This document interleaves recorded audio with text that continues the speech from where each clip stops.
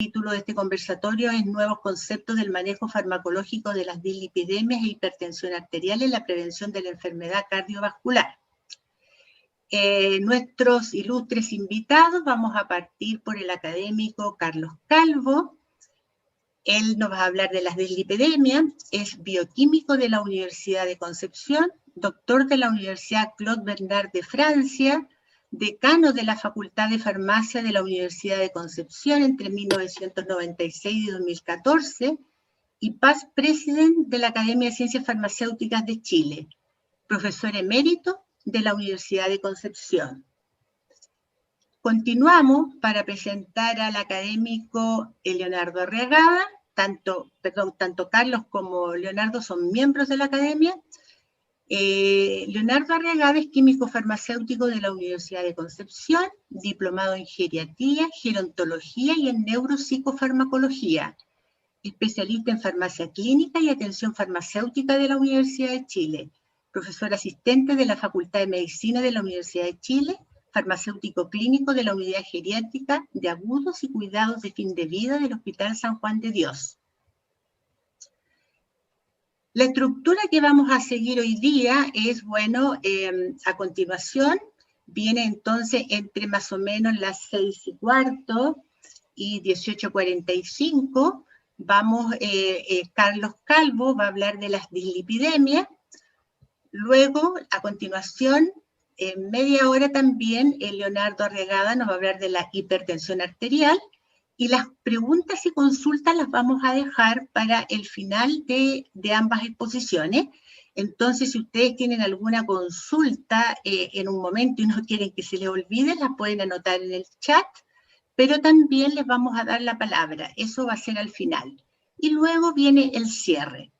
Entonces, ahora yo le voy a dar la palabra al académico Carlos Calvo, pero les quiero pedir, por favor, que apaguen los micrófonos. Entonces, voy a dejar de compartir pantalla para que la pueda compartir Carlos. Carlos, ¿tú puedes compartir pantalla ahora? Perfecto, se ve muy bien.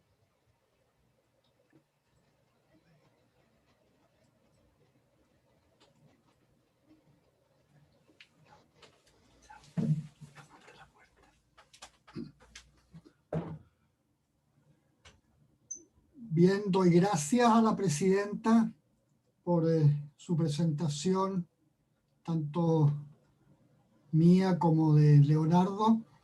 Ella fue muy clara en expresar que esto está dentro de las actividades de difusión de nuestra academia, y la parte que me toca a mí presentar es con respecto a la dislipidemia en el marco de los nuevos conceptos del manejo farmacológico de estas dos condiciones, tanto la dislipidemia como la hipertensión arterial. Yo, por supuesto, voy a tomar la primera parte y le cedo gustoso después a Leonardo para que presente lo correspondiente a hipertensión arterial. Partir diciendo, ¿no es cierto?, que tanto la cardiopatía isquémica, la enfermedad cerebrovascular, sobre todo la isquémica, porque hay otra que es hemorrágica, ¿no es cierto?, hablamos de la isquémica, y la enfermedad vascular periférica, consideradas las manifestaciones clínicas de la aterosclerosis, producen más muertes que ninguna otra patología en el mundo actual. De otra forma dicho, como lo dijo la presidenta, las enfermedades cardiovasculares, o sea, estas tres que yo nombré, constituyen la primera causa de muerte en todo el mundo actual. La enfermedad aterosclerótica es una enfermedad progresiva, lenta, que ocurre a través de los años. Se inicia la lesión, ¿no es cierto?, con acúmulo de placas de colesterol, de lípidos, lesiones que son más bien isquémicas, que no manifiestan síntomas. Posteriormente, el lumen de estas arterias va disminuyendo debido a estas placas y empiezan a aparecer algunos síntomas de tipo isquémico. Y finalmente, la placa abundantemente deja un muy pequeño lumen para el paso de la sangre.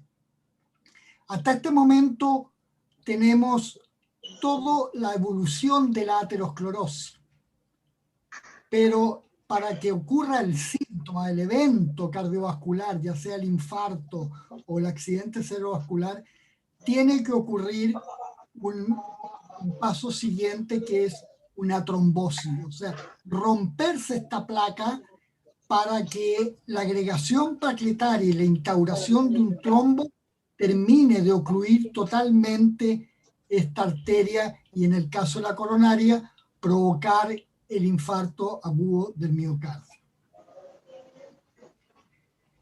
Aquí tenemos claramente una placa intacta, ¿no es cierto? Una placa más pequeña y una placa más grande que se fisuró. La rotura de placa ocurre provocada más bien por acúmulo masivo de lípidos en el intra como electrocelular, un proceso inflamatorio localizado y una desestabilización completa de esta placa. Cuando la placa se rompe, ¿no es cierto? Cuando esta placa se rompe, esta placa entonces va a generar, ¿no es cierto?, un acúmulo de plaquetas, un proceso trombótico que puede ser parcial, donde tenemos una angina inestable porque todavía hay paso de sangre, o puede ser un proceso oclusivo total con una obstrucción total de la coronaria, conduciendo a lo que llamamos nosotros el infarto agudo del miocardio. Tanto la angina inestable como el infarto se enmarcan dentro de los síndromes coronario agudo. O sea, el síndrome coronario agudo es resultado de la rotura, una fisura de una placa aterosclerótica inestable que puede provocar con paso de sangre angina inestable o con obstrucción total infarto agudo del miocardio.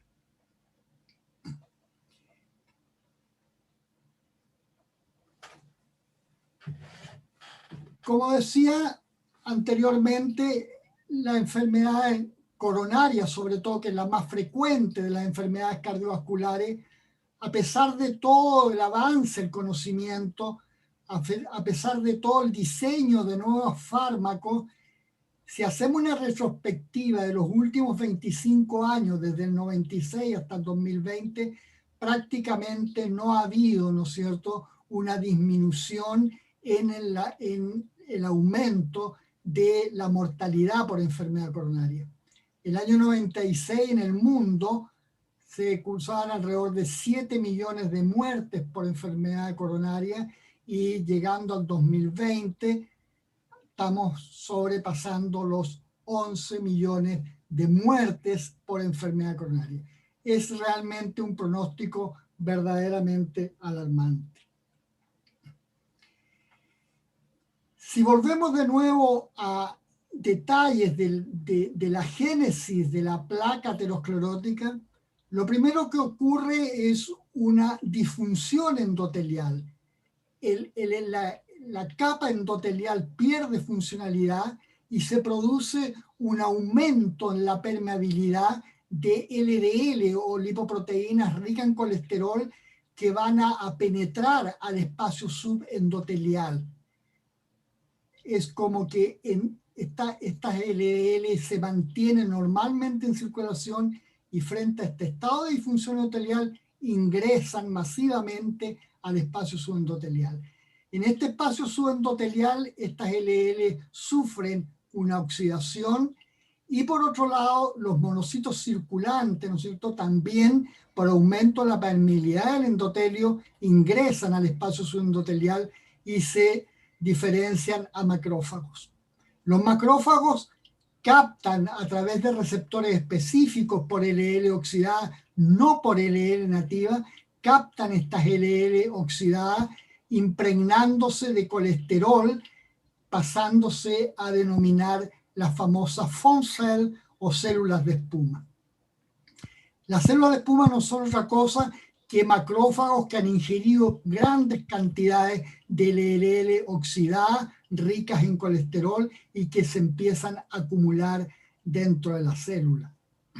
Un acúmulo de células de espuma conduce a la formación de la estría lipídica.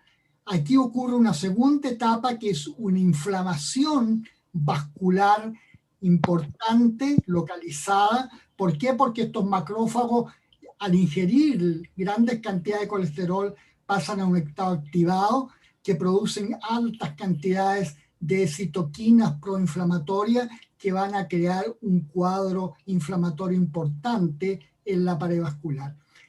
Esta inflamación es parte responsable de la inestabilidad de la placa, lo que favorece su posible fisura o rotura.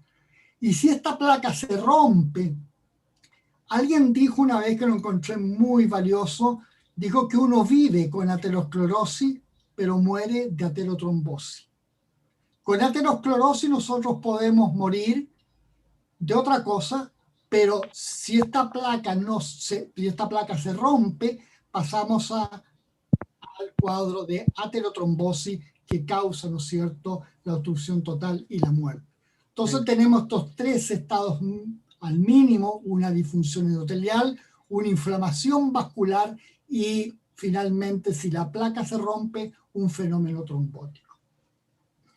Otra cosa importante es decir que la aterosclerosis se puede definir claramente como un proceso inflamatorio crónico, en que el concepto epidemiológico de prevención adquiere gran relevancia. O sea, la enfermedad se puede prevenir. Y la enfermedad se previene tratando los factores de riesgo, como la dislipidemia, la hipertensión arterial, la diabetes, el tabaquismo, el sobrepeso, la inactividad física. Pero sin lugar a duda, si queremos dejar los 2, los 3, los 4 más importantes, no podemos prescindir tanto de la dislipidemia como de la hipertensión. Otro aspecto importante es que para el manejo de las dislipidemias, o sea, el médico y el laboratorio están muy basados hoy en día en el logro de los valores normales. O sea, yo voy a hacer una terapia para bajar mi colesterol de 200 y mis triglicéridos 150. O sea, se está guiando tanto el clínico como el laboratorista en valores de referencia. Ese concepto también, porque este conversatorio yo lo veo más de la óptica de entregar nuevos conceptos que sean interesantes para ustedes, para que vayamos viendo, ¿no es cierto?, el avance de este conocimiento. Hoy en día el manejo de las dislipidemias ya no está haciéndose tanto en referencia a los valores normales, sino que al riesgo global que presenta el paciente. Porque por lo general no hay pacientes con un solo factor de riesgo. Lo más probable es que sea un diabético, que va a ser dislipidémico, por supuesto, en la mayoría de los casos, y que también va a ser hipertenso. A lo mejor también fuma. Entonces hay que hacer la sumatoria de factores de riesgo y determinar por tablas bien precisas, determinar el riesgo global que tiene ese paciente, y sobre ese riesgo global irse estableciendo metas. Mientras más alto el riesgo global, más exigente la meta, o más bajo tenemos que llevar nuestro colesterol. ¿Se ve bien acá arriba, no? Sí, se ve bien. Ya, perdón. La otra cosa que quiero destacar es que agradezco mucho a Leonardo, que nos va a colaborar en el tema hipertensión, y yo tocando el tema dislipidemia. Alguien se preguntará, ¿y por qué no tocan los otros? La diabetes es un factor de riesgo cardiovascular, pero hay en discusión varias cosas y que yo estoy totalmente de acuerdo. El diabético, el 80% de los diabéticos muere de infarto. de 10 diabéticos, 8 van a morir de infarto. Los diabéticos tienen 4 veces más infarto que los sujetos no diabéticos. Y hoy en día al diabético se le llama equivalente coronario. Un equivalente coronario es el diabético porque tiene el mismo riesgo de hacer un infarto que una persona no diabética que tuvo un infarto. O sea, lo pone al mismo nivel de riesgo de un individuo que tuvo un evento previo, que es el máximo riesgo cardiovascular. De tal manera que la diabetes es bien cuestionable ponerla como factor de riesgo propiamente tal, como es la hipertensión y como es la dislipidemia, sino que yo daría una miradita un poco más allá y empezarla a ver como una enfermedad cardiovascular. Y por lo demás, en un conversatorio se llevaría todo el tiempo un tema como la diabetes. El tabaquismo ahora es un factor de riesgo, pero es un cambio de estilo de vida. O sea, no lo vamos a incluir tampoco en este conversatorio. Nos vamos a limitar a lo que para mí por lo menos son los 2 factores desencadenantes. Uno, la hipertensión, que es el agente causal de la disfunción endotelial, y otro, la dislipidemia, que les mostré yo, ¿no es cierto?, que gatilla todo este proceso de transformación hasta llegar a constituir la placa aterosclerótica. El laboratorio clínico hoy en día está manejando lo que se conoce como el perfil lipídico, el colesterol de la LDL, los triglicéridos y el colesterol del HDL. ¿Por qué puse solo el colesterol del LDL? Porque este es el objetivo o el objetivo primario, digamos, ¿no es cierto? Que lo que el cardiólogo primero mira a qué nivel está. Y los triglicéridos y el colesterol HDL sería un objetivo secundario. Lo que primero tiene que hacer el clínico es bajar el colesterol de la LDL y posteriormente entonces abordar tanto los triglicéridos como la HDL. Por eso que la cardiología señala que el colesterol de LDL es el objetivo primario en el perfil lipídico. Y porque lo vimos anteriormente que el que ingresaba al espacio subendotelial son, ¿no es cierto?, por supuesto, las LDL ricas en colesterol para generar las estrías lipídicas. La última encuesta nacional de salud del 2016-2017 muestra la prevalencia de las dislipidemias en Chile.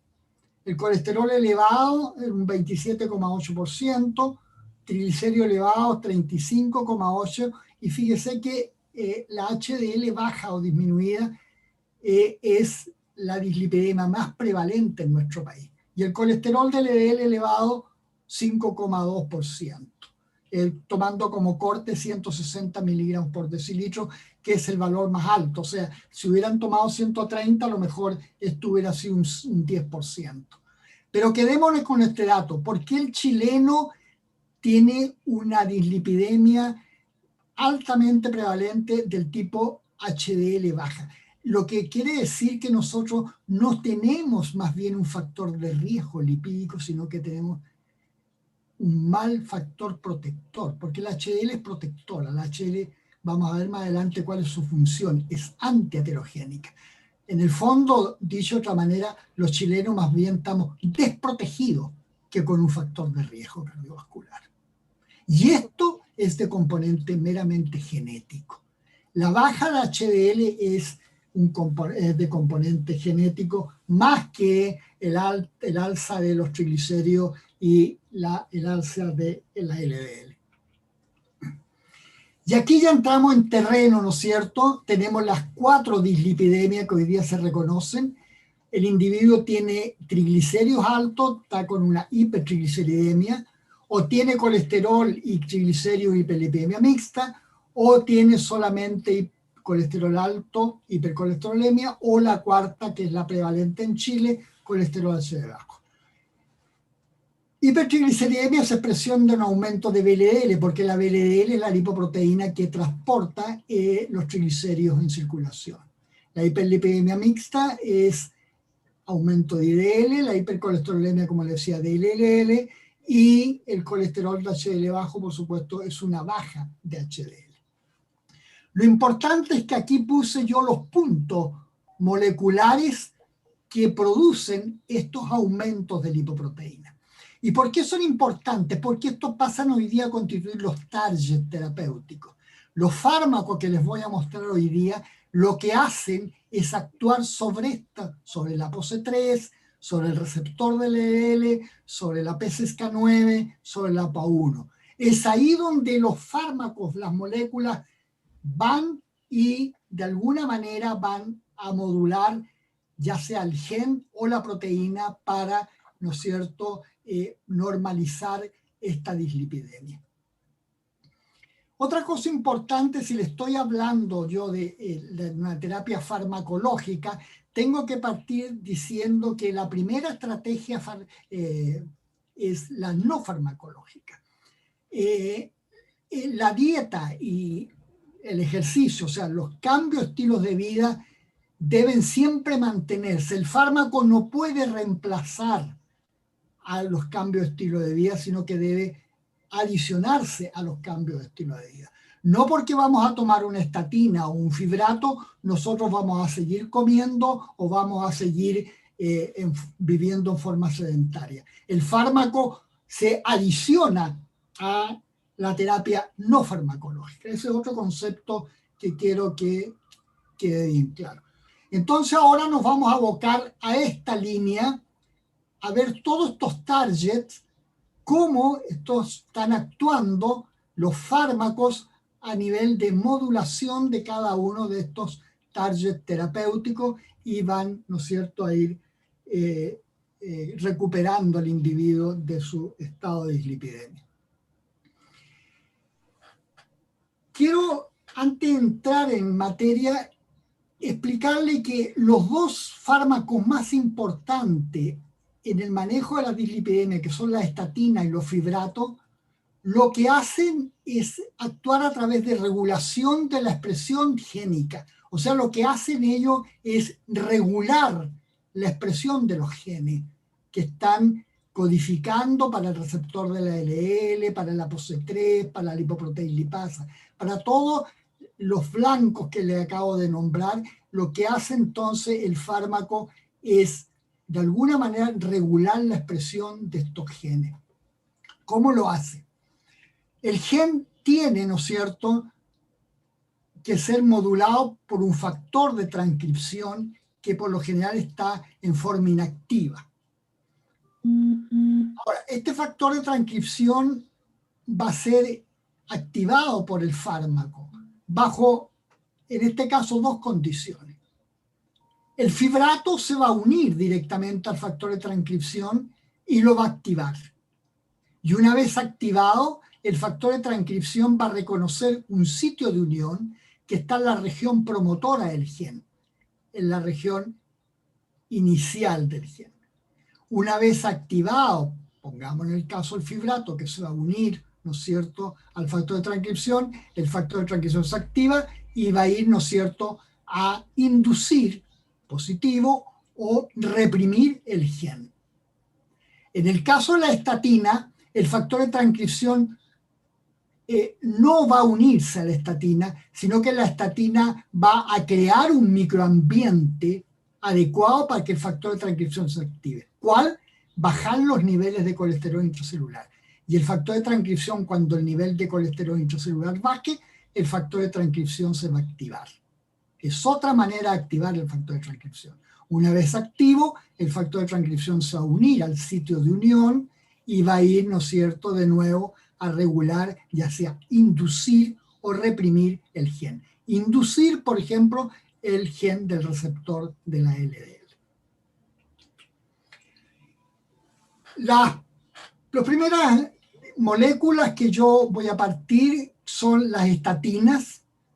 Las estatinas se conocen hoy día la lovastatina, la pravastatina y la simvastatina, que son derivados de metabolitos fúngicos, y fluvastatina, atorvastatina y rosuvastatina, que son moléculas sintéticas. La más eficaz de todas es la atorvastatina. La más potente es la rosuvastatina. Con menor dosis obtiene un mayor efecto. La más demostrada en estudios clínicos es la pravastatina. Lejos es la que tiene el mayor respaldo en demostrar disminución de eventos cardiovasculares, la pravastatina. La más demostrada en experimentos in vitro de toda la acción de los efectos pleiotrópicos de la estatina es la simvastatina. Pero quedemos con estas dos. La atorvastatina es la más eficaz y la rosuvastatina es la más potente. Ahora, la más hidrosoluble es la pravastatina y la rosuvastatina. Y esto no es menor, porque todas las otras son liposolubles. Y como efecto secundario no deseado de la estatina está la miositis.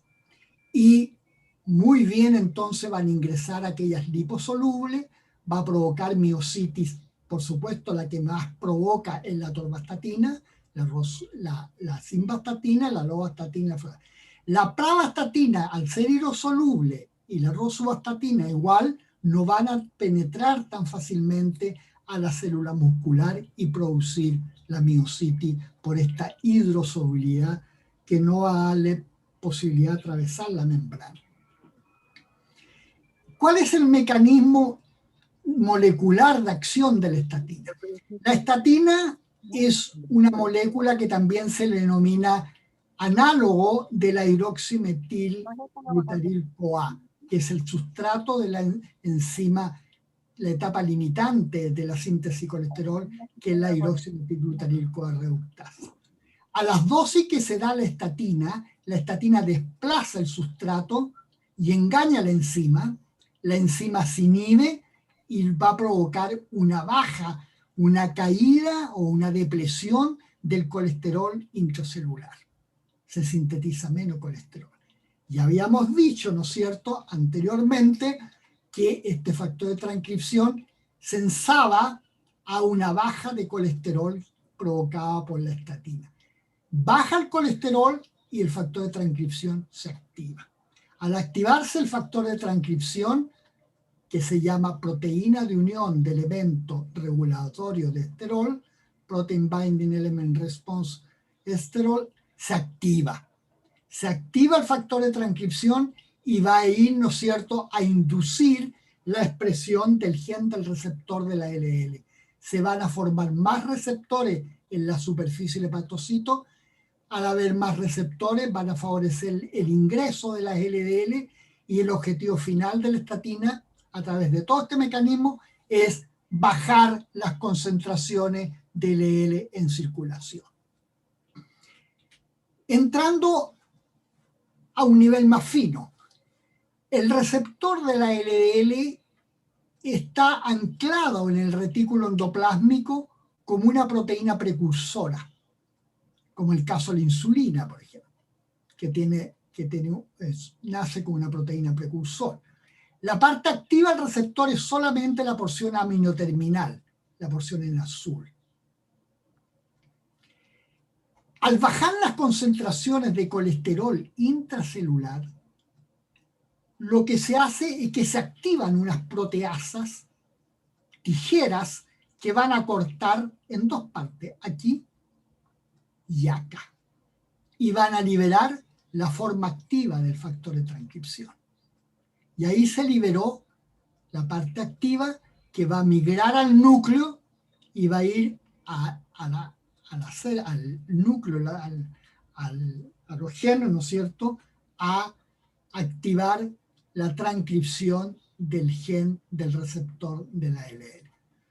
Toda es la etapa. Entonces, la estatina lo que provoca es una depresión de colesterol intracelular para que esa depresión sea captada por el factor de transcripción, se va a activar y va a ir a inducir la expresión del gen del receptor de la LDL. Van a haber más receptores y va a ingresar.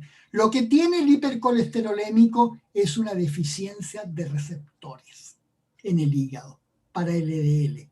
Por eso que la LDL está circulando en la sangre en gran cantidad. Lo que hace la estatina es provocar por toda esta vía que les mostré un aumento en la cantidad de receptores para que la LDL ingrese a la célula. Sin lugar a duda, el mayor respaldo que tiene la estatina hoy en día son los famosos ensayos clínicos o trials que han demostrado, aquí en la ordenada, además de un efecto hipolipemiante, reducir los eventos cardiovasculares. Porque nosotros estamos haciendo tratamiento de la hipercolesterolemia, pero con otro fin, para prevenir la enfermedad cardiovascular. Y aquí vemos claramente que la estatina lo que hace es provocar una reducción de los eventos, reduce los infartos, reduce los accidentes vasculares encefálicos. Los más conocidos son el 4S con simvastatina en prevención secundaria, el CARE con pravastatina en prevención secundaria, el LIPID con pravastatina también en prevención secundaria. Prevención secundaria es un estudio en individuos que hicieron un evento cardiovascular previo. Y después el WOSCOP con pravastatina y el ASCAP con lovastatina en prevención primaria, o sea, en individuos que no tenían antecedentes previos de eventos cardiovasculares. De todas maneras, destacar que todos estos estudios lo que logran en reducción de eventos no va más allá de un 35%. De otra manera dicho, todavía nos queda un 65% de riesgo residual. O sea, la estatina, con todo lo que hace, no reduce los eventos más allá de un 30, 35, incluso 25%. Por lo tanto, nos está quedando 60% de la población que sigue teniendo eventos y sigue muriéndose de eventos cardiovasculares. Y aquí tenemos la foto inversa, los mismos estudios, pero mostrando, ¿no es cierto?, el riesgo residual, el riesgo que le va quedando acá y quedó en cada uno de estos estudios. En prevención secundaria, de nuevo el 4S, 62% de riesgo residual, el LIPI 75%, el CARE. Aquí incluimos el Heart Protection Study, un estudio muy grande con 20.000 individuos que se incluyó el WOSCO y el ASCA. La foto a la inversa. Mostramos la disminución de los eventos y aquí lo que va quedando. Ahora, es claro decir que todo esto se produce por una disminución de la LDL, o sea, lo que está tomado en cuenta aquí es disminución de la LDL. Vamos a ver solamente el lipid. El lipid tuvo una reducción de eventos más o menos de un 25%. O sea, nos queda de riesgo residual un 75% de gente que sigue teniendo eventos. Y lógico, fue la que menos redujo su LDL, un 25%. Mientras más reduzca el LDL, vamos a tener más disminución de eventos y menos riesgo residual. De tal forma que aquí hay que tomarlo, primero, qué capacidad tiene la estatina de reducir las LDL y producto de eso, ver también cómo se proyecta esto en la reducción de los eventos cardiovasculares. La pregunta es la siguiente: si reducimos los eventos, ¿no es cierto? Y si reducimos los eventos en cierta manera porque disminuyen las LDL, pero la reducción no es tan terrible, o sea, no va más allá de un 35%.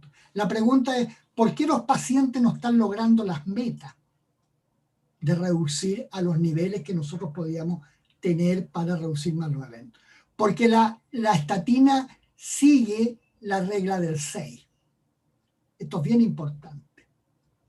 Si nosotros con 10 miligramos de estatina logramos reducir la LDL en un 35%, no porque doblemos la dosis a 20 vamos a reducirla en un 70%, solamente un 6%. Si de 20 pasamos a 40, otro 6%. Y si de 40 pasamos a 80 de atorvastatina, vamos a reducir en total un 18%. Clave, ese es otro concepto, como dice el conversatorio. Los conceptos que queden claros. Primero, el riesgo global. Segundo, el riesgo residual, que siempre va a quedar. Y tercero, que la estatina sigue la regla del 6. Por cada doblada de dosis, no logramos más allá de un 6% de reducción. Fíjese que con una atorvastatina de 80 miligramos, con una de 10 logramos 35, con una 80 logramos recién 55. ¿Por qué ocurriría esto? Porque la estatina lo que hace es inhibir una enzima de la síntesis de colesterol. Pero hay que saber que el colesterol en el hígado no solamente es por origen endógeno, o sea, porque se sintetiza, sino que aquí estaban dejando de lado la absorción de colesterol. Nosotros también comemos colesterol en la dieta. Por lo tanto, eso quedaba afuera. Entonces dijeron, bueno, lógico que a lo mejor estamos logrando esta muy mala bajada en colesterol porque estamos solamente inhibiendo la síntesis. ¿Qué es lo que hicieron? Adicionaron otro fármaco que es un inhibidor de la absorción del colesterol, que es la ezetimiba.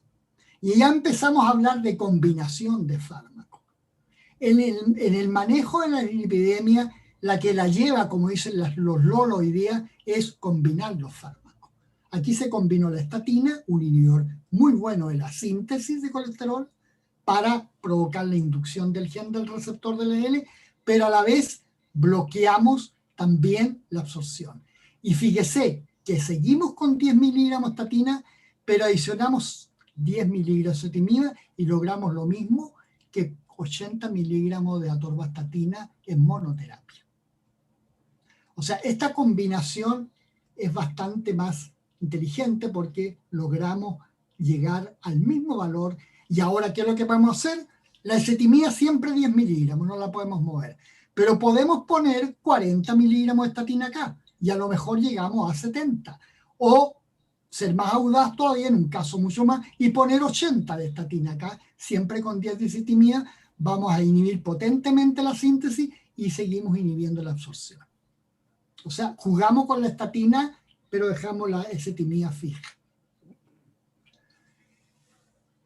Esto es lo último que ha salido en cómo podemos nosotros lograr la meta. Veíamos nosotros que el receptor de la LDL se sintetizaba, aquí está, se localizaba en estas invaginaciones. ¿Por qué? Porque esta invaginación es donde ella capta la LDL y una vez aquí se cierra la invaginación y la LDL entonces se degrada dentro del lisosoma. El receptor se reutiliza.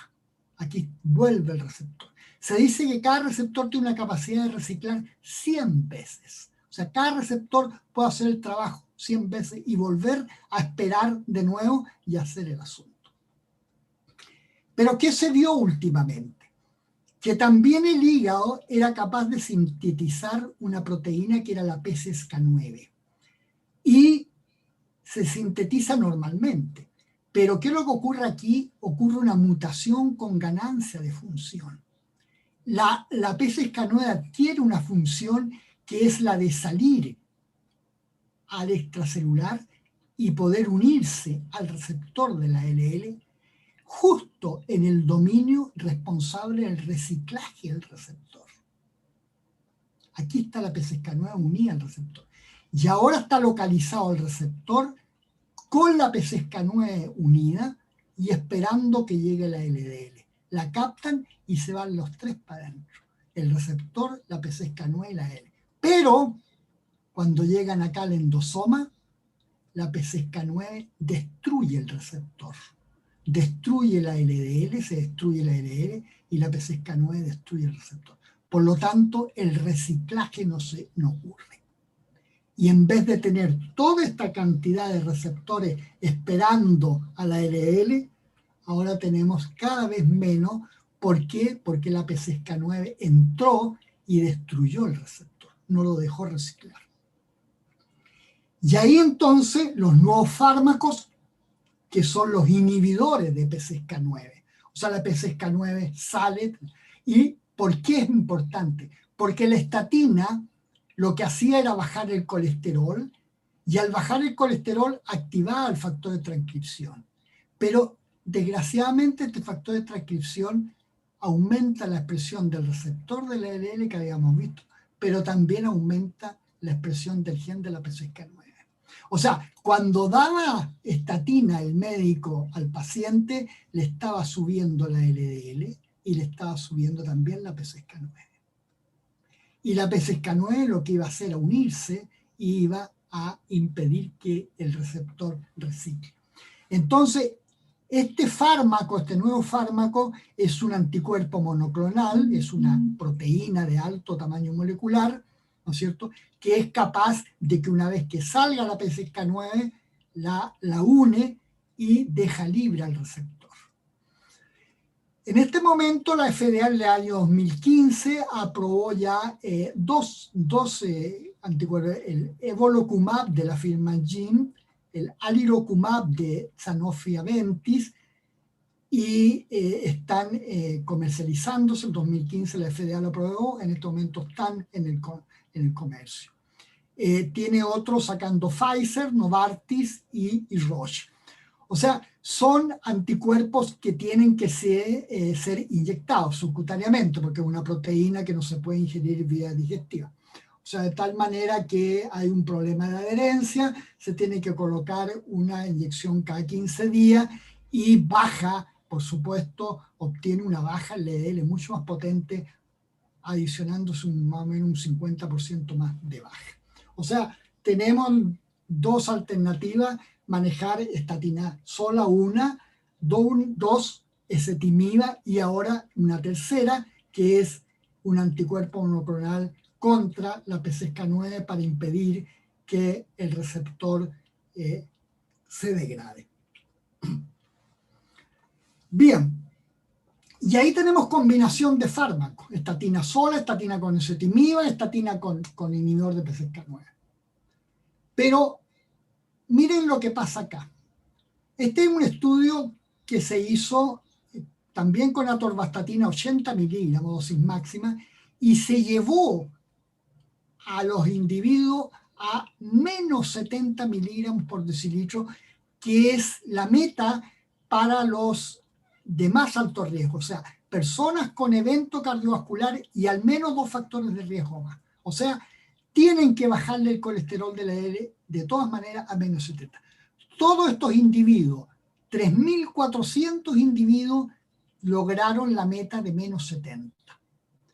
Tomaron 600 individuos con más de 200 triglicéridos del pool y dejaron 2.796 con menos de 200 miligramos de triglicéridos.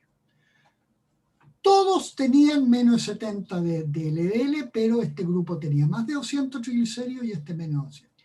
Y sin embargo, así se produjo, ¿no es cierto?, en los con más de 200 de triglicéridos, un alza en el riesgo de 56%. De tal manera que aquí lo que se está llamando es a mirar también cómo están los triglicéridos y asociar ahora el fármaco a otro fármaco, que es el fibrato. El triglicérido está alto porque se acumulan en circulación estas VLDL, como les mostré yo en la primera diapositiva. ¿Por qué? Porque la VLDL viene con una ApoC3 que bloquea la lipasa. ¿Me queda poco tiempo? Sí, te has pasado 8 minutos, pero tú redondea. ¿Me pasé? Sí, 38. Para terminar el tiempo. Bloquea la lipasa y los remanentes que quedan también bloquea el receptor. Por lo tanto, de alguna manera hay que deshacerse de este ApoC3 porque está bloqueando toda la maquinaria que hace la degradación de los triglicéridos. De nuevo, el fármaco va a unirse al factor de transcripción, aquí se une, y va a reprimir porque lo que hay que eliminar es la ApoC3, por lo tanto reprime el gen de la ApoC3. Tenemos fibratos, genfibrosilo, clofibrato, mesofibrato, y en este momento el que se puede asociar a estatina solamente es fenofibrato. Ninguno de estos otros fibratos permite combinación con la estatina porque sube los niveles de estatina y produce más miocitis. Vemos claramente que el fenofibrato, como habíamos dicho, ¿no es cierto?, reprime la expresión del gen del receptor del ER a nivel del mensajero y también reprime, ¿no es cierto?, aquí a medida que aumenta el fenofibrato, disminuye en forma importante la proteína ApoC3. O sea, asociar estatina con fibrato, actúa la estatina a nivel del receptor y el fenofibrato, en este caso, que es el único que se puede asociar, va a disminuir la ApoC3 facilitando la lipólisis. Y para terminar, las HDL, que eran las protectoras, los estudios epidemiológicos han mostrado que el solo hecho de subir 1 miligramo por decilitro de HDL baja el riesgo cardiovascular un 2% en los hombres y un 3% en las mujeres. ¿Por qué la HDL se le considera antiaterogénica? Porque las HDL tienen un rol de crearse primero unas partículas precursoras que van a ir al macrófago como célula periférica y van a retirar el exceso de colesterol. Esto habíamos dicho que la placa partía porque el macrófago se llenaba de colesterol. La HDL lo que hacen es retirar el exceso, succionar el colesterol y llevarlo al hígado para ingresarlo y para que el hígado lo excrete vía biliar. O sea, el rol del HDL de antiaterogénica está por un efecto de remoción del colesterol desde los macrófagos hacia el hígado para excretarlo vía biliar. Pero, desgraciadamente, todos los fármacos, fibratos, niacina, estatina, torcetrapib, y no sé si se me va otro, que hoy en día se disponen en el mercado, que aumentan a las HDL, claramente, hay fármacos que aumentan hasta un 60%, pero ninguno ha demostrado lo que ha demostrado la estatina, disminución de los eventos cardiovasculares. O sea, ¿por qué? Porque lo que nos informa el laboratorio y lo que usa el médico, el colesterol del HDL. O sea, pesca toda esta HDL. Sin embargo, hay dos subpoblaciones. Una que es realmente antiaterogénica y la otra que es antagonista, que es aterogénica. Y los fármacos, como el fibrato, como la niacina, como el torcetrapib, lo que hacen es aumentar la HDL neto, pero a expensas de esta partícula. Por eso que los médicos quedan contentos, porque a la señora le subió la HDL, pero no le actuó como la estatina en disminuir el evento. En el fondo, ¿cuáles son los nuevos agentes? Da esta mirada que les doy yo, encontrar activadores más potentes de los factores de transcripción, son débiles todavía, inhibidores nuevos del transporte de colesterol, péptidos miméticos de HDL, inyectar, al igual como inyectaban el anticuerpo, el PCSK9, inyectar HDL naciente para ver si pueden retirar colesterol y realmente demostrar disminución de eventos. Actuar mucho más fuerte sobre la ApoC3 con un oligonucleótido antisentido, o sea, un pedazo de polinucleótido que se une al RNA y que impida la síntesis de la ApoC3, y los famosos inhibidores de la PCSK9 como el evolocumab y el arilocumab. Encontrar otros, no sé si Pfizer, Novartis, cuál va a encontrar otro mucho más que tenga una mejor adhesión, ¿no es cierto?, paciente, porque estarse inyectando cada 15 días tampoco debe ser muy agradable. Yo les pido todas las disculpas y muchas gracias por haberme escuchado y haber demorado más de lo debido. Muy bien, Carlos, muchas gracias. Entonces, ahora le damos la palabra a Leonardo.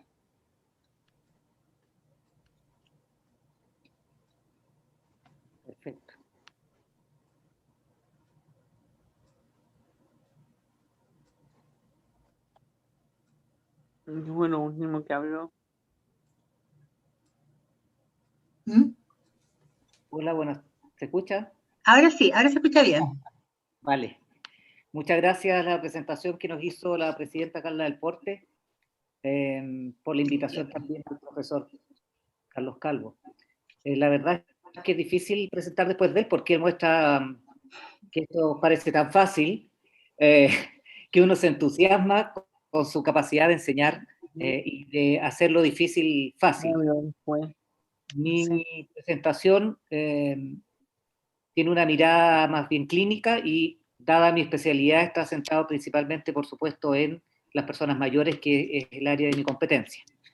Entonces, vamos a comenzar. Yo voy a plantear entonces algunos aspectos novedosos o diferenciadores o algunos cuestionamientos que debiésemos hacernos en relación con el manejo de la hipertensión arterial en las personas de edad avanzada.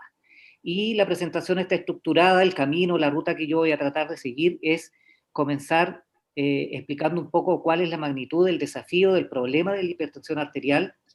Ya lo mencionó el profesor Carlos Calvo respecto de cómo este es un importante factor de riesgo para enfermedad cardiovascular, así como lo son también las dislipidemias, el tabaquismo, la diabetes misma, el sedentarismo, entre otros. ¿Cuáles son algunas características diferenciadoras de la presentación clínica de la hipertensión arterial en la persona mayor?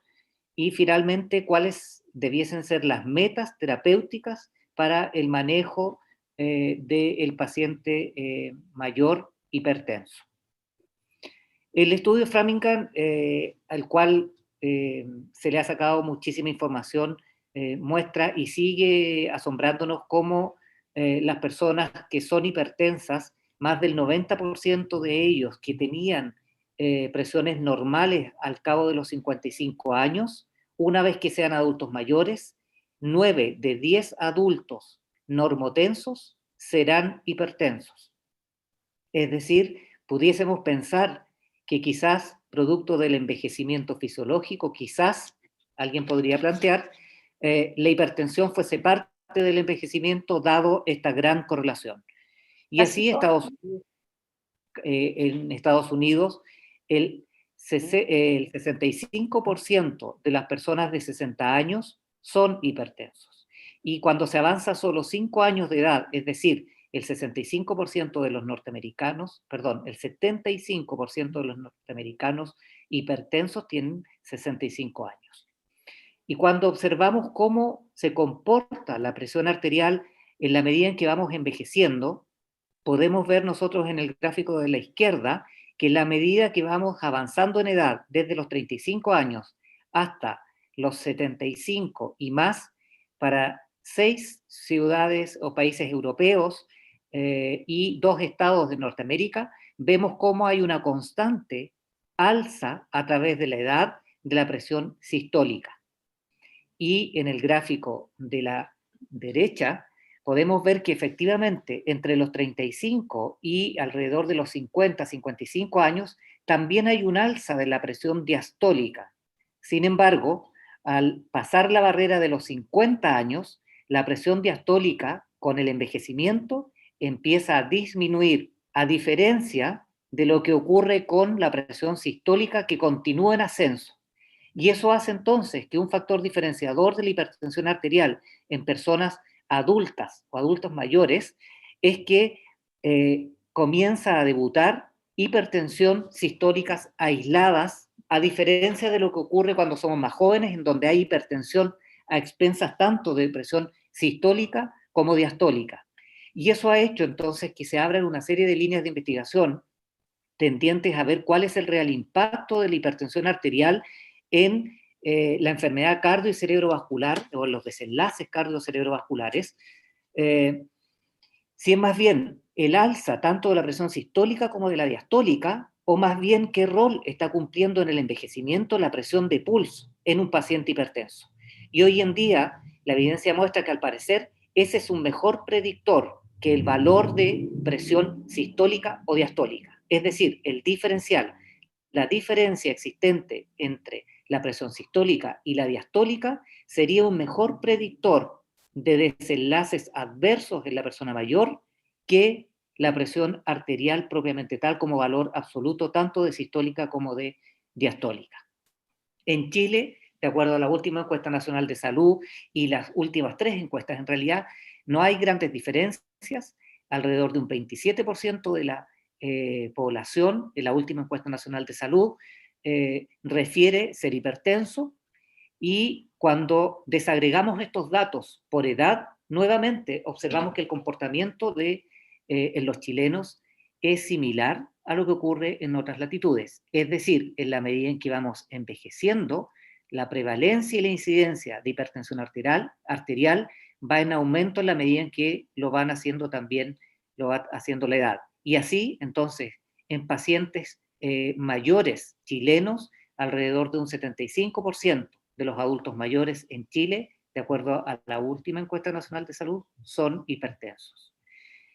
Lo extraño de esto es que, a pesar de que la evidencia muestra que las personas mayores tienen una alta incidencia de este factor de riesgo para desenlaces adversos, desafortunadamente en los estudios en donde se han demostrado eficacia de los medicamentos para el control de este factor de riesgo o de esta enfermedad, las personas mayores han sido excluidos de esos estudios. Por lo tanto, nosotros hemos estado extrapolando los beneficios obtenidos a edades más tempranas. Y puede entonces ahí haber algún sesgo o algún error al creer que el comportamiento de la persona mayor es similar a la de edades más tempranas. La hipertensión arterial, sin duda, es un gran factor de riesgo y está claramente demostrado que los adultos es un factor de riesgo para desarrollar insuficiencia cardíaca, para desarrollar enfermedad arterial periférica, para debutar con accidente cerebrovascular, para debutar con isquemia cerebral transitoria, aumenta la incidencia de isquemia mesentérica, retinopatías, enfermedad renal crónica, demencia de tipo vascular.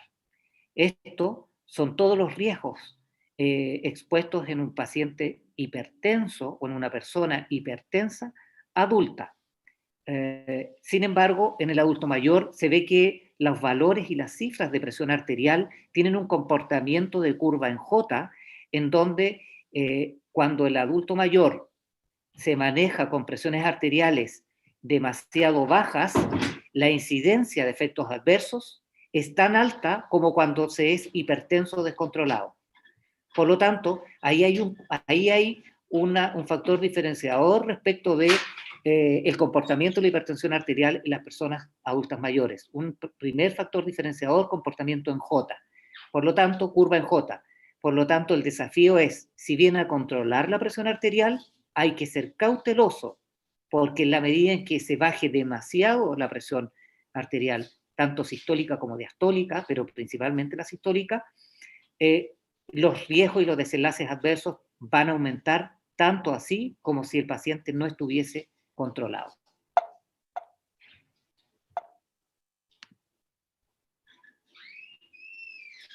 ¿Qué ocurre con el envejecimiento y la hipertensión arterial? Evidentemente hay una coexistencia de una serie de cambios fisiopatológicos del sistema cardiovascular que conduce a que el adulto mayor termine debutando con hipertensión sistólica aislada, más que cuando es más joven, en donde ya les comentaba que era a expensas también de la presión diastólica.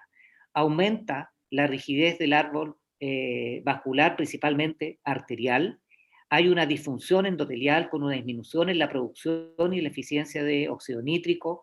Hay una calcificación de elastina y eso entonces aumenta más la rigidez vascular. Hay un desacople ventricular arteriolar y por lo tanto el gasto energético y el consumo de oxígeno por parte del miocardio para mantener perfundidos los tejidos de la periferia se hace más ineficiente.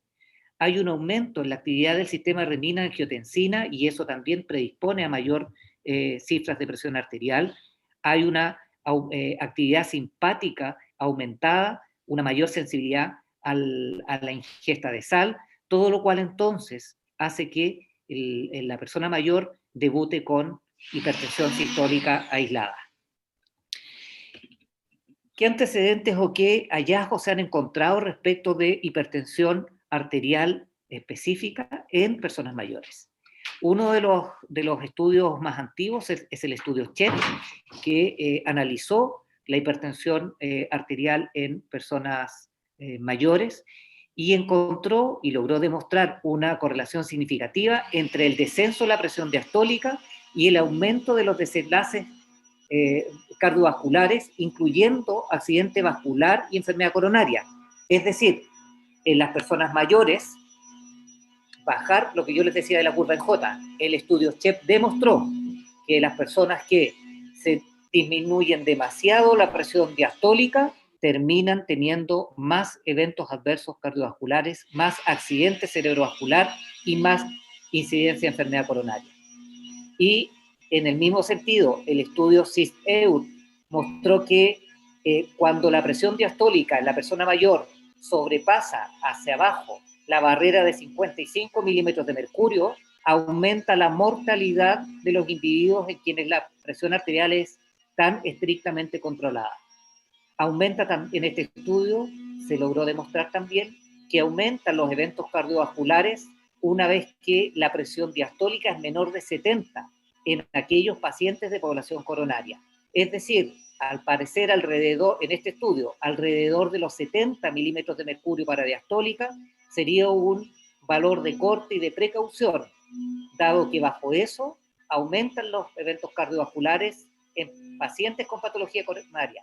Y si se sigue bajando más la presión diastólica por debajo de 55, aumenta la mortalidad. Todo lo contrario a lo que estamos percibiendo al controlar las cifras de presión arterial. ¿Hay alguien que tiene el micrófono encendido? Si lo pudieran apagar, por favor, porque se acopla un poco.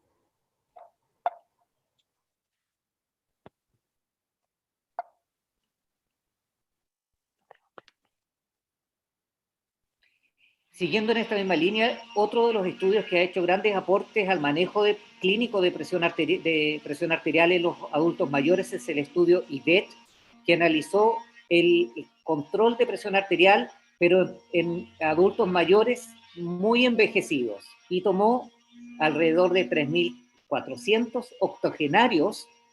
Lo importante de esto es que la única comorbilidad que tenían era que ellos solo eran hipertensos, no eran diabéticos, no tenían otro factor de riesgo como el sedentarismo, tabaquismo, dislipidemia, etc. Es decir, un paciente bastante ideal. Ahora, en este estudio que mostraron ellos, que los logros o las metas alcanzados con una terapia activa, es decir, tratar al adulto mayor como si fuese un adulto, respecto de aquellos pacientes que estaban recibiendo placebo, los logros y los beneficios fueron alcanzados en cifras promedios de sistólica de 143 y diastólica 78. Y ustedes pueden ya ir viendo que estas cifras se parecen un poco a los acuerdos y a las guías clínicas que fueron apareciendo después posteriormente, en donde se manejaban alrededor de los 140 con 80. Y en el estudio INVEST, un subestudio de la población octogenaria con patología coronaria, este estudio logró también demostrar que aumentaban los eventos cardiovasculares cuando las presiones bajaban de 140 a 70, es decir, contrario a lo que había demostrado el estudio HIVET. También en población octogenaria y con enfermedad coronaria. Es decir, este estudio, de alguna manera, la evidencia clínica, o en la práctica clínica más bien dicho, pone un poco en tela de juicio o muestra resultados que son contrarios al estudio HIVET. Y es así entonces como las metas de presión arterial en las personas mayores han ido fluctuando a través del tiempo, dependiendo de las edades y dependiendo del organismo, la sociedad que haga sus recomendaciones. Vemos que en los años 2013 no había grandes diferencias entre personas adultas, pero menores de 60 años, y aquellos que tenían entre 60 y 79 años, y las metas por las cuales se trabajaba era alcanzar presiones bajo 140,90, y en los octogenarios se permitía un poco mayor permisividad, dejando como una meta de 150,90. Y así esto ahí fue cambiando en el tiempo, Y el año 2017, a la luz de los antecedentes anteriores, se logra aumentar nuevamente la presión para ser más rigurosos y más estrictos en el control de la presión arterial, y la AJA sugieren metas para cualquier edad por debajo de 130,80, sea este un hipertenso adulto o adulto mayor, con comorbilidades con diabetes mellitus o con enfermedad renal crónica.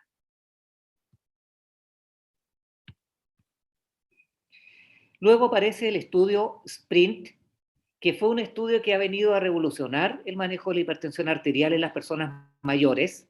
Y este estudio comparó el tratamiento intensivo de personas mayores hipertensas, tratando intensivo entendiendo cómo alcanzar presiones arteriales sistólicas inferiores a 120, versus un manejo estándar, es decir, con meta objetivo en personas mayores de 140 milímetros de mercurio. El estudio incluyó alrededor de 9.000 norteamericanos mayores, ahí está mal el signo, mayores de 50 años, que tenían antes de iniciar en la rama intensiva o en la rama estándar presiones que fluctuaban la sistólica entre 130 y 180 milímetros de mercurio, y que a lo menos tenían un factor de riesgo adicional a la hipertensión arterial. ¿Y qué es lo que demostró este estudio SPRINT? Que disminuía un 30% los eventos cardiovasculares, lo que es muy prometedor, porque si a esto sumamos el aporte que hacen las estatinas, por ejemplo, alrededor de un 35% con el control de la dislipidemia, y ahora un 30% con el control de la hipertensión arterial, lograríamos disminuir a lo menos un 65% de la incidencia de infarto agudo del miocardio, síndrome coronario, insuficiencia cardíaca y accidente cerebrovascular en aquellos pacientes en que la presión objetivo target estuvo por debajo de 120 milímetros de mercurio, como era inicialmente hasta hace alrededor de unos 10 años atrás. Y esto respecto de aquellos pacientes que fueron tratados para alcanzar metas inferiores a 140. Es decir, el estudio SPRINT vino a mostrar evidencia que las personas mayores, al parecer, debiesen ser tratadas como adultos jóvenes, es decir, con terapias más intensivas, buscando presiones sistólicas inferiores a 120 y no siendo tan permisivos con ellos. Las muertes por cualquier causa en este estudio también se redujo en un 25%, y el 25% de las personas que fueron tratadas con manejo intensivo para alcanzar cifras de presión inferior a 120, utilizaron en promedio 4 medicamentos distintos, lo que en geriatría no nos gusta. Si ustedes recuerdan, en el conversatorio anterior hablamos de polifarmacia, y cómo el número 5 es un número relativamente mágico, porque de 5 o más medicamentos aumenta una serie de outcomes adversos, no tan solo en la esfera cardiovascular. Y este estudio SPRINT, que ha sido muy importante para estresar y condicionar las recomendaciones internacionales del manejo de hipertensión arterial en personas mayores, mostró que 1 de cada 4 personas mayores alcanzaba estas buenas cifras de presión arterial inferiores a 120 cuando se utilizaban 4. Pero bastaría con que este adulto mayor tenga cualquier otra comorbilidad para que entonces aumente el riesgo ahora asociado a la utilización de medicamentos. Y entonces ahí habrá que ponderar cuánto es el beneficio neto respecto de la utilización de medicamentos. Este estudio fue tan exitoso, estaba pensado para hacer un seguimiento durante 5 años de los pacientes que habían sido enrolados. Sin embargo, los resultados fueron tan categóricos que poco más de al cabo de 3 años de seguimiento, el estudio fue suspendido, no se continuó, y dado los buenos resultados y que ya se había logrado demostrar lo que se pretendía al cabo de 5, se logró demostrar al cabo de 3.26 años. Y lo que inicialmente entonces este estudio vino a replantearse las metas, objetivos en las personas adultos mayores, tendientes hacia un tratamiento más bien intensivo y no tan conservador en la presión arterial. Este beneficio con el tiempo se ha ido viendo que efectivamente, o más bien dicho, que lo que en su momento fue muy exitoso, hoy en día está siendo cuestionado. El estudio SPRINT hoy en día se le cuestiona, por ejemplo, que habiendo sido diseñado para 5 años y dado los resultados exitosos, fue detenido la evolución del seguimiento en forma anticipada al cabo de 3.26 años. Y eso impidió que se observara lo que habría ocurrido con los pacientes en las diferencias de los años restantes. Es decir, en este 1.8 años de seguimiento en donde los pacientes no fueron observados, quizás en ese tiempo aparecieron outcomes adversos que no pudieron ser detectados por el estudio, dada su intervención prematura. Y eso es algo que hoy en día de alguna manera se cuestiona o se argumenta que pudiese ser un error que se cometió al haber suspendido por la sensación de éxito muy prematura. El beneficio que demostró este estudio también se alcanzó a expensas ¿de qué? De una reducción de la insuficiencia cardíaca aguda y de mortalidad cardiovascular, pero no fue capaz de reducir los accidentes cerebrovasculares ni el síndrome coronario agudo. Es decir, el bajar presiones por sobre 120 milímetros de mercurio sistólica en adultos mayores, sí sabemos que al parecer podría disminuir la mortalidad cardiovascular total y podría disminuir la insuficiencia cardíaca, pero sí se sabe que no reduce accidente cerebrovascular ni el síndrome coronario. Ahora, veíamos delante, para alcanzar las presiones objetivos en el grupo estándar, es decir, presiones bajo 140 milímetros de mercurio sistólica, el 87% de los participantes disminuyeron por su cuenta o suspendieron algún medicamento que estaban recibiendo. Y esto dejó de manifiesto que en el estudio SPRINT no se hizo un adecuado manejo de la adherencia terapéutica, tanto del grupo estándar como del grupo intensivo.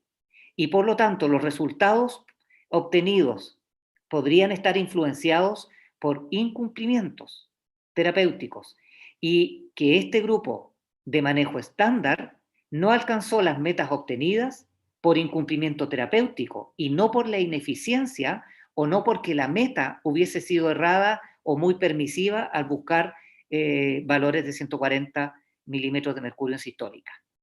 Ahora, por su parte, el grupo de tratamiento de manejo intensivo, es decir, menos de 120 milímetros de mercurio, presentó más efectos adversos a las terapias en forma global, siendo con una incidencia de 4.7% de los que recibieron terapia intensiva versus un 2.5% de aquellos que recibieron terapia estándar.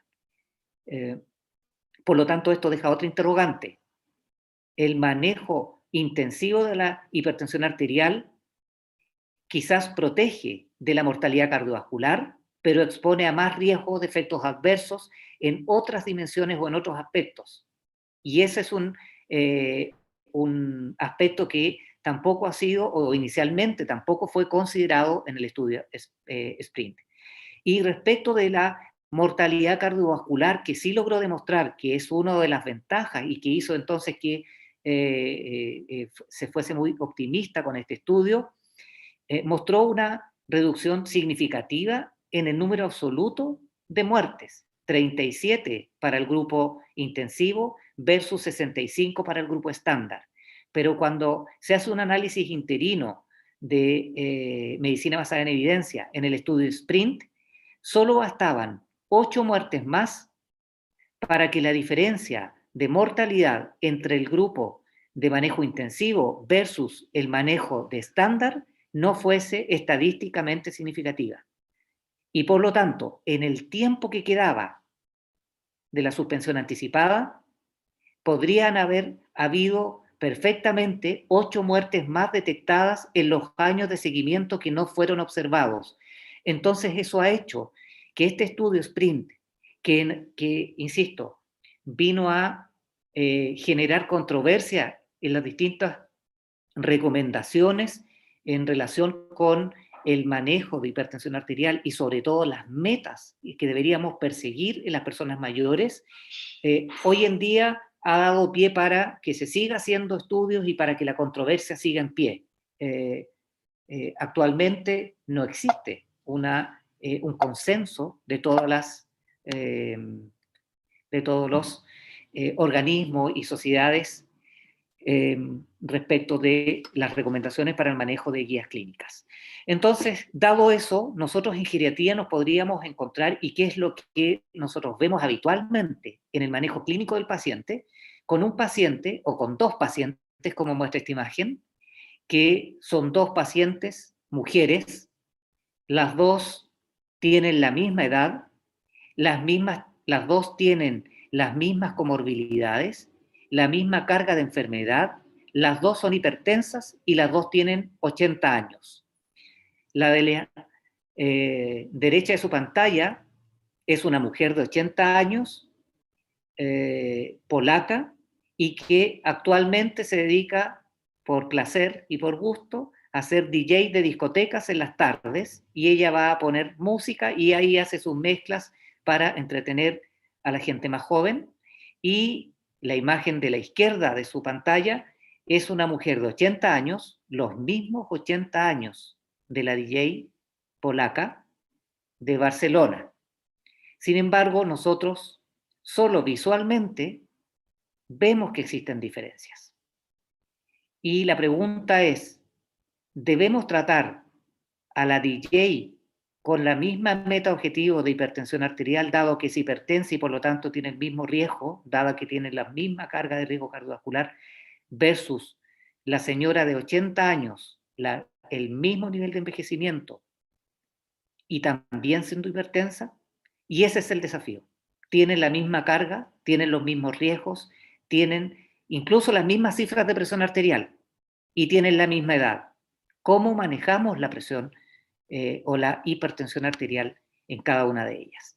Y es ahí donde aparece entonces un concepto que estudiamos en geriatría y que constituye un síndrome geriátrico, que es el síndrome de fragilidad, como una respuesta a esta interrogante de cómo tratar al adulto mayor hipertenso. Y la fragilidad, muy sucintamente, es entendida como un síndrome biológico que resulta de una disminución de la homeostasis, es decir, hay una disminución de la capacidad del organismo para mantener el medio interno y una disminución para resistir estresores tanto exógenos como endógenos. Y ello hace entonces que este individuo geronte, esta persona mayor, sea más vulnerable a un desenlace adverso, cualquiera que este sea más vulnerable a discapacitarse y a comenzar a depender de otros para poder mantener la vida tanto al interior de su domicilio como fuera de ella. Y se ha demostrado que la fragilidad es un predictor que favorece la muerte prematura en personas mayores. Es decir, probablemente en la imagen anterior nosotros podemos ya imaginar cuál de estas dos mujeres de 80 años a nuestros ojos simplemente se ve más frágil. Si nosotros no abordamos la fragilidad en las dos respecto de la intensidad de esta en cada una de ellas, entonces probablemente nos vamos a equivocar en el abordaje de la presión arterial.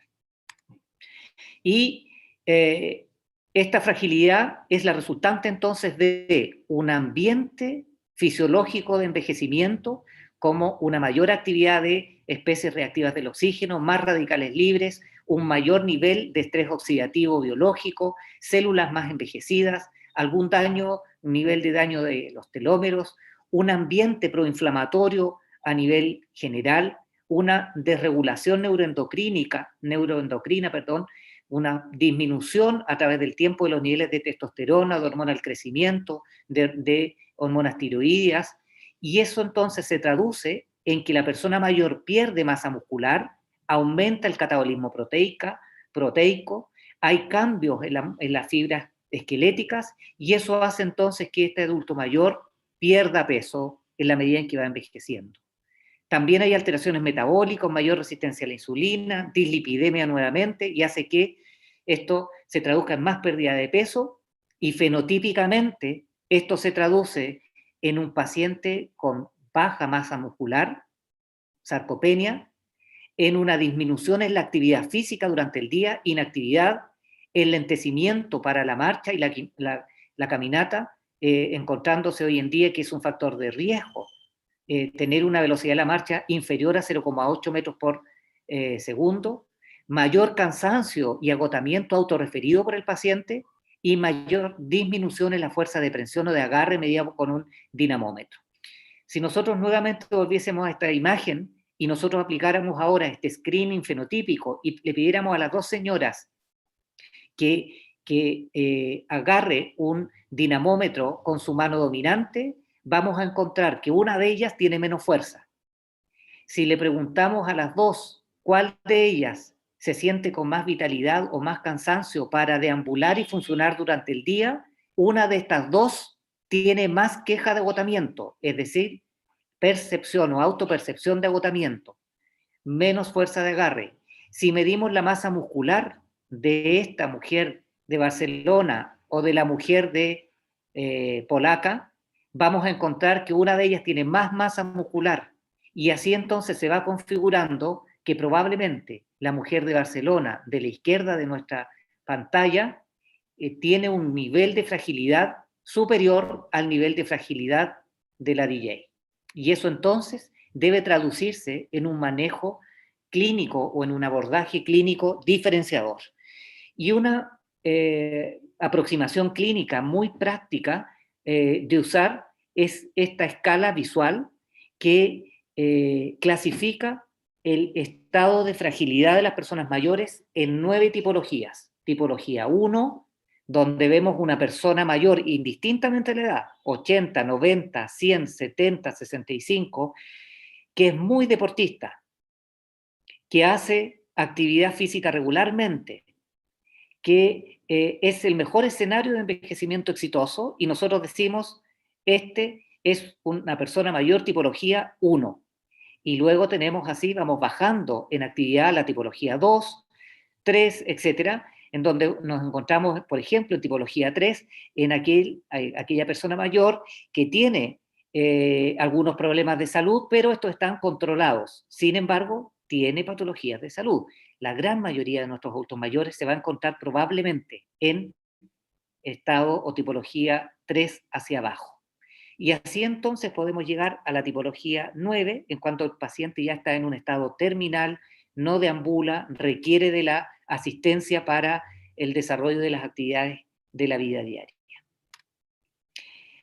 Entonces aquí se ha tratado de buscar si existe alguna correlación entre fragilidad e hipertensión en la persona mayor, y en este metaanálisis publicado el año 2018, en donde se analizaron 964 estudios, de los cuales solo 27 pasaron la blancura y el rigor de la medicina basada en evidencia, se logró demostrar que la prevalencia de fragilidad de los hipertensos es de un 72%.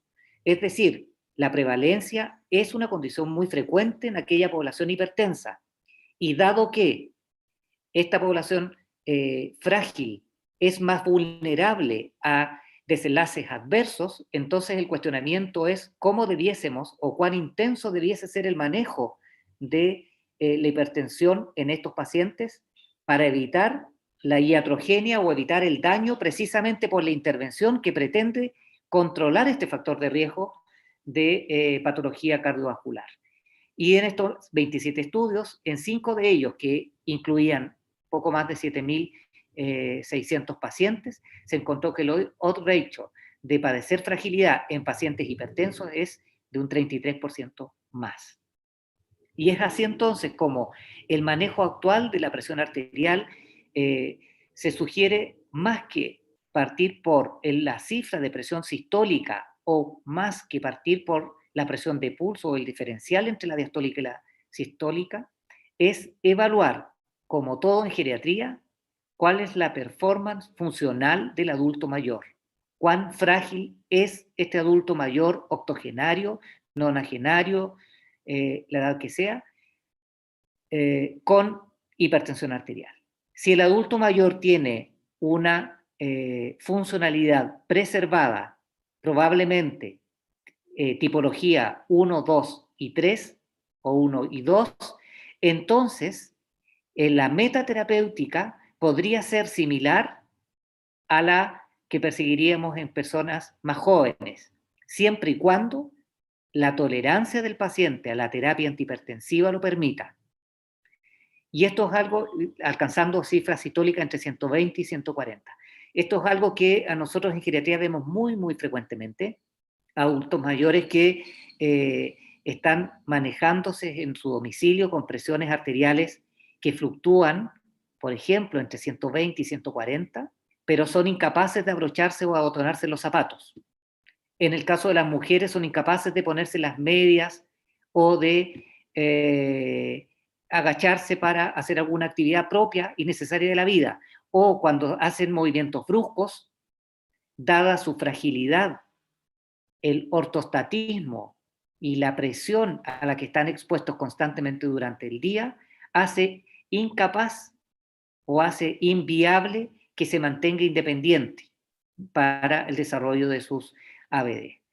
En estos pacientes que mantienen una funcionalidad preservada, entonces, podríamos pensar en ser un poco más estrictos con las presiones de presión sistólica, pero siempre comenzar con monoterapia, ir partiendo con las dosis más bajas y subiendo en dosis o agregando un segundo medicamento en forma muy, muy cautelosa. Siempre buscando ortostatismo. Recordemos que el ortostatismo es la presión entre el sedente y bípedo, a lo menos con 5 minutos de diferencia, y una caída en la presión sistólica de 20 milímetros de mercurio, cualquiera sean las presiones previas, o diastólicas en una caída de 10 milímetros de mercurio. Cualquiera de estos dos escenarios, si caes 20 en sistólica o 10 de diastólica, el paciente entonces tiene hipotensión ortostática y nosotros deberíamos retroceder con la terapia antihipertensiva. Y estar en todo momento, por supuesto, en este paciente, optimizando todos los otros factores de riesgo cardiovascular, de tal manera de evitar los desenlaces asociados a hipertensión y a los otros factores de riesgo. Si el adulto mayor ha perdido funcionalidad, pero aún así preserva o mantiene su capacidad para mantener actividades propias de la vida diaria, entonces evaluar cuál es aquí vamos a estar probablemente en tipología 3 a 3, 4 y 5, evaluar cuán alterada está la funcionalidad y si esta pérdida de la funcionalidad no impacta demasiado la calidad de vida, pudiésemos pensar como en un paciente de tipología 1 y 2 y ser un poco más rigurosos entonces en las metas de presión arterial. Sin embargo, si este declive en la presión, en la funcionalidad, sí implica una importante disminución o desmedro en su independencia, entonces este paciente debe ser tratado como en la misma categoría de aquellos pacientes que están en tipologías de la 5 a la 9. Es decir, presiones arteriales más permisivas, alcanzando incluso como metas inferiores a 150 milímetros de mercurio de sistólica. Nuevamente, comenzar con terapias, idealmente monoterapia, ir subiendo lentamente y paulatinamente, evaluando siempre la posibilidad de ortostatismo, dado que una de las principales o categorías de medicamentos por las cuales los adultos mayores se caen y se fracturan son los medicamentos antihipertensivos. Estos medicamentos ingresan en la categoría de medicamentos FRITES, que son aquellos que han demostrado ya por más de 20 años aumentar la incidencia de caídas en las personas mayores. Si el adulto mayor tiene ortostatismo, entonces pensar en presiones un poquito más elevadas, estoy ya terminando con esto, un poquito más elevadas, pero no ser tan riguroso.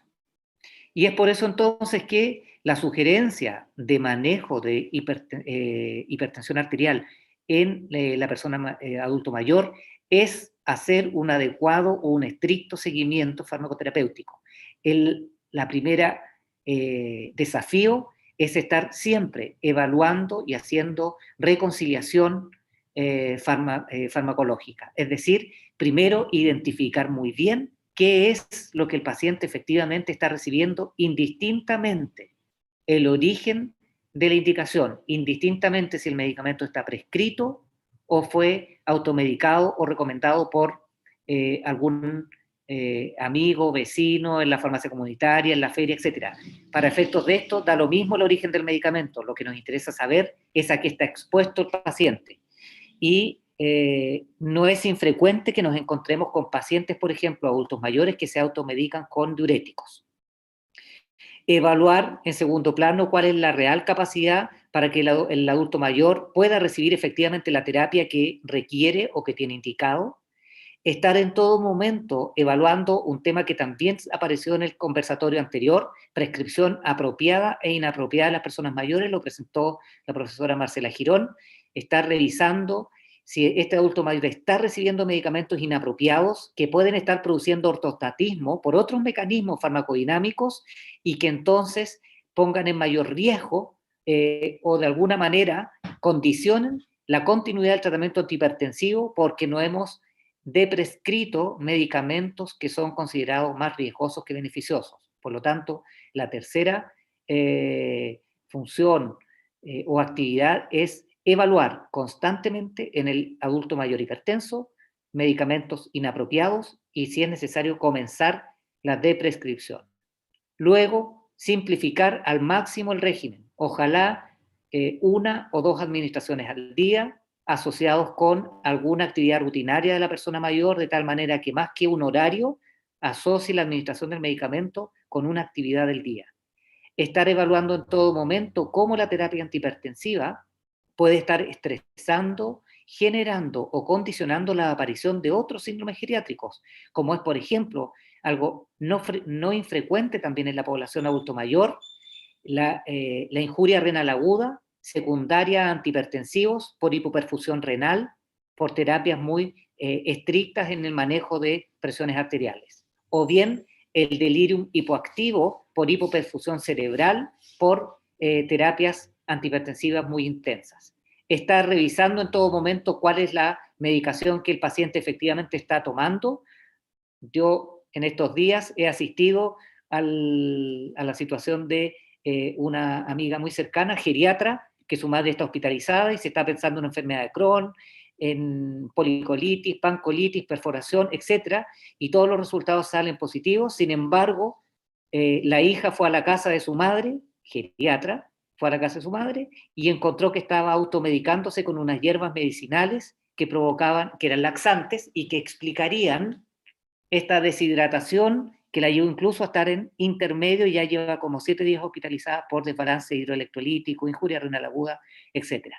Estar en todo momento comunicado multidisciplinariamente con el cardiólogo, el geriatra, el farmacéutico, de tal manera de en conjunto decidir cuál es la mejor terapia para la persona mayor. Y entonces, como reflexión final de este conversatorio, primero, de los adultos mayores con presiones sistólicas aisladas, la presión diastólica, para limitar la intensidad del tratamiento, porque el fenómeno de hipertensión en los adultos mayores sigue una curva en J. Es decir, la presión diastólica hay que tener muchísima precaución de no bajarla demasiado y ojalá no bajarla bajo 70.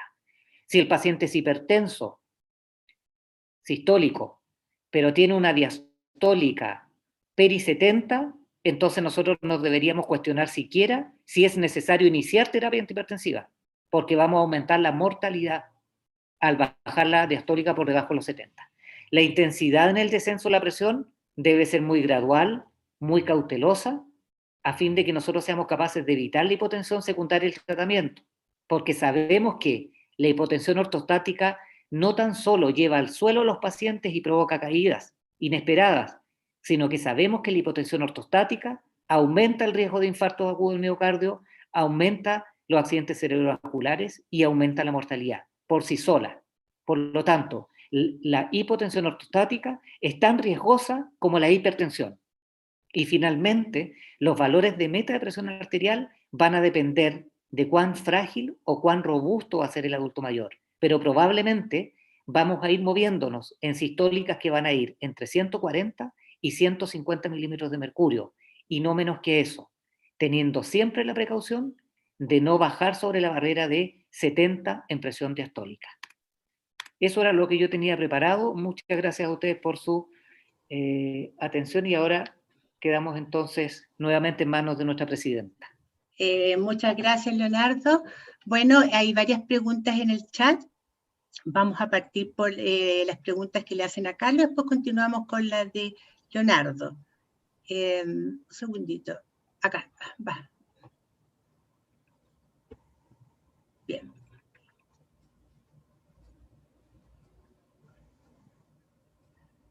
Felicitaciones para los dos en el chat. Dice, primera pregunta, ¿qué consideraciones especiales y actuales se deben tener ante la necesidad de utilizar fibratos en conjunto con estatinas en un paciente que tiene alto riesgo cardiovascular debido al alto riesgo de miositis y rhabdomiólisis? Solamente repetir lo que dije, que la asociación con estatina solamente cabe con el fenofibrato, y ni por nada gemfibrosilo, ni clofibrato, ni ciprofibrato, ni bezafibrato. La asociación debe ser, y ya hay laboratorios farmacéuticos que hicieron la asociación de fenofibrato con una estatina, que es la pravastatina, que es la hidrosoluble, más encima. O sea, ella per se tiene menos capacidad de penetrar a la célula muscular porque es hidrosoluble, como la pravastatina, y la asoció con un fenofibrato que no conduce a provocar riesgos de miositis en esa estatina. La asociación es estatina fenofibrato, no otro. ¿Por qué? Porque sube los niveles de, otro fibrato sube los niveles de sanguíneos de estatina y puede producir rhabdomiólisis o una miopatía grave. La segunda pregunta para ti, Carlos, ¿cuál es el manejo que hay que hacer cuando un paciente presenta aumento de las transaminasas y miositis asociado al uso de estatinas? A ver, yo no soy médico, por lo general no me gusta responder preguntas que deben ser del área del clínico, pero la voy a responder desde mi perspectiva bioquímica. La miositis no se sigue por transaminasa, la ideal sería la creatinquinasa, que es la enzima por excelencia que aumenta su actividad en sangre cuando hay daño muscular. Y las miositis producen aumentos considerables de creatinquinasa cuando es provocada por una estatina, sobre todo por la atorvastatina, que es la que tiene más riesgo de miositis, la atorvastatina. Bien. A pesar de los resultados en disminución de riesgo cardiovascular de atorvastatina, ¿por qué hay una tendencia actual a preferir la rosuvastatina? A ver, es claro que por eficacia, la más eficaz, o sea, la que logra el mayor objetivo, la meta, es la atorvastatina. Pero la más potente, nivel dosis y efecto, es la rosuvastatina. 10 miligramos de rosuvastatina es una cantidad, una cantidad que puede lograr lo mismo que una atorvastatina de 40, de 80. Ahora es cierto que la rosuvastatina también tiene un beneficio que es hidrosoluble, ¿no? O sea que el riesgo de miositis es mucho más bajo, tomando en cuenta que la más riesgosa para miositis es atorvastatina. Y si tomamos rosu, tenemos más potencia, por un lado, y por la hidrosolubilidad tenemos menos riesgo de miositis. Y la última pregunta para Carlos, ¿puede explicar de nuevo sobre los dos tipos de HDL, por favor? Sí, el laboratorio clínico por años, 30, 40 años, le ha entregado al médico un resultado colesterol de HDL. No dice nada. Es como si dijéramos cuánta carga lleva el camión. ¿Es un solo camión con 1 tonelada o un camión con 10 toneladas? O sea, el colesterol de la HDL. ¿Qué es lo que hace la HDL? Retirar el exceso de colesterol de las placas. por eso que es antiaterogénica. ¿Y qué HDL la retira mejor? La que está menos impregnada de colesterol. O sea, cuando el médico ve que un colesterol de la señora, del HDL de la señora le subió, quiere decir que ese HDL es menos funcional, porque la sacada de colesterol de la placa es por gradiente de concentración. De un macrófago que está lleno de colesterol va a pasar por transporte a un HDL que está baja en colesterol. ¿Y qué es lo que pasó? Le dimos un fármaco y le subimos el colesterol de HDL.